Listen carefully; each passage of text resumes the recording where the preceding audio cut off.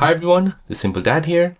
In this video, I'll show you how to use Gemini to get a summary of a web page you're viewing on your Samsung S25 Ultra.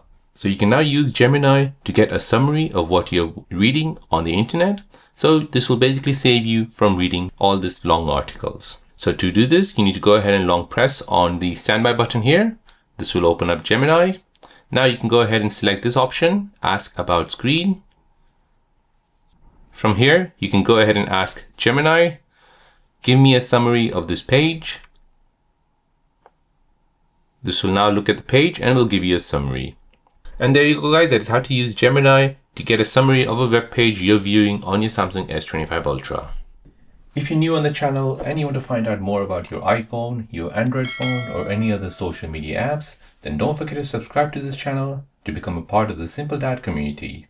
Hit the like button if you find this video useful.